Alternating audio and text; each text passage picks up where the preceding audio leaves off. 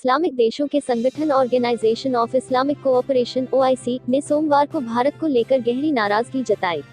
OIC ने हरिद्वार में धर्म संसद, कर्नाटक में हिजाब विवाद और मुसलमानों के खिलाफ कथित नफरत को लेकर चिंता जताते हुए बयान जारी किया है।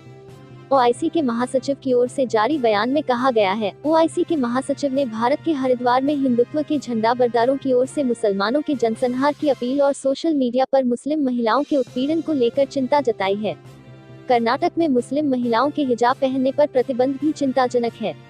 OIC के महासचिव ने इन मामलों में अंतर्राष्ट्रीय समुदाय, खासकर संयुक्त राष्ट्र और मानवाधिकार परिषद से जरूरी कदम उठाने की अपील की है। बयान में कहा गया है, OIC के महासचिव ने भारत से आग्रह किया है कि वह मुस्लिम समुदाय की सुरक्षा सुनिश्चित करे। इसके साथ ही मुसलमानों की जीवन शैली की भी रक्षा होनी चाहिए। मुसलमानों के खिलाफ हिंसा और नफरत फैलाने वालों को न्याय के कटघरे में खड़ा करना चाहिए। OIC के इस बयान को लेकर सोशल मीडिया पर काफी प्रतिक्रिया आ रही है।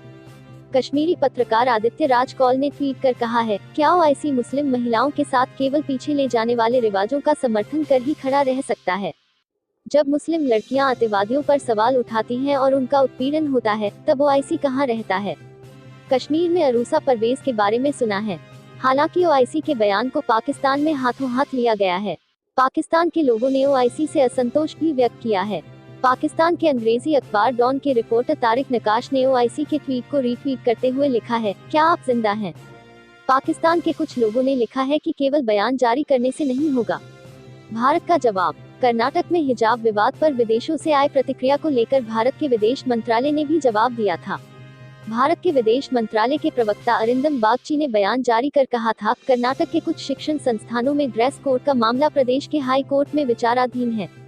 हमारे संवैधानिक ढांचे और तंत्र के साथ ही लोकतांत्रिक स्वभाव और नीति के जरिए इस मुद्दे का समाधान होगा। जो भारत को ठीक से जानते हैं, उन्हें सच्चाई पता है। हमारे आंतरिक मुद्दों पर राजनीति से प्रेरित टिप्पणियां स्वागत योग्य नहीं हैं। कर्नाटक में हिजाब विवाद को लेकर अमेरिका के इंटरनेशनल रिलीजियस फ्रीडम (IRF) ने भी पिछले हफ्ते शुक्रवार को बयान जारी किया था। IRF ने कहा था कि कर्नाटक में हिजाब पर प्रतिबंध धार्मिक स्वतंत्रता का उल्लंघन है और इससे मुस्लिम महिलाएं मुख्यधारा से कट जाएंगी। कर्नाटक में हिजाब को लेकर अब भी विवाद चल रहा है। कर्नाटक हाई कोर्ट ने अंतरिम आदेश में छात्रों के क्लासरूम में हिजाब पहनने या भगवा गमछा लेकर आने पर प्रतिबंध लगा दिया है। इसे लेकर भारत के भीतर कई शहरों में विरोध प्रदर्शन हो रहा है। OIC ने इससे पहले कश्मीर को लेकर भी बयान जारी किया था। पिछले साल सितंबर में OIC ने कश्मीर को लेकर कहा था कि वहां के लोगों के अधिकारों की रक्षा होनी चाहिए। भारत ने OIC के बयान पर कहा था कि वह कश्मीर की सच्चाई नहीं जानता है, इसलिए अपने मंच का दुरुपयोग किसी खास देश के लिए न होने दे। खाड़ी के कई देशों में भारत के राजदूत रहे तलमीज अहमद ने BBC से कहा था कि OIC एक अप्रासंगिक संगठन है और इसके बयान जारी करने का कोई मतलब नहीं होता है।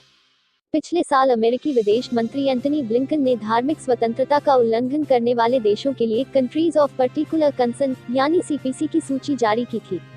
धार्मिक आज़ादी का आकलन करने वाले एक अमेरिकी panel US commission on international religious freedom की इस लिस्ट में भारत का नाम शामिल करने का सुझाव दिया गया था, लेकिन इसके बावजूद बाइडेन प्रशासन ने भारत का नाम सूची में शामिल नहीं किया था। इस सूची में पाकिस्तान, चीन, तालिबान, ईरान, रूस, सऊदी अरब, एरिट्रिया, तजिकिस्तान, तुर्कमेनिस्तान और बर्मा सहित 10 देशों को शामिल किया गया था। हर साल अमेरिका ऐसे देशों और संगठनों की लिस्ट जारी करता है जो अमेरिकी अंतर्राष्ट्रीय धार्मिक स्वतंत्रता अधिनियम के मानकों पर खरे नहीं उतरते हैं। इसके अलावा अमेरिका ने अल्जीरिया, कोमोरोस, क्यूबा और निकारागुआ को विशेष निगरानी सूची में रखा था, जो कथित तौर पर धार्मिक स्वतंत्रता के गंभीर उल्लंघन में शामिल हैं। धार्मिक स्वतंत्रता को लेकर काम करने वाले अमेरिकी कमीशन की सिफारिश के बावजूद CPC लिस्ट में भारत को शामिल नहीं करने पर कई लोग सवाल भी खड़े कर रहे थे। आयोग ने अपने बयान में कहा था, साल 2020 में धार्मिक आज़ादी के आकलन के बाद CPC सूची के लिए 4 देशों के नाम विदेश मंत्रालय को सुझाए गए थे, जिनमें भारत, रूस, सीरिया और वियतनाम शामिल हैं, लेकिन रूस को छोड़कर इनमें से किसी देश को सूची में शामिल नहीं किया। चैनल समाधान 24 को सब्सक्राइब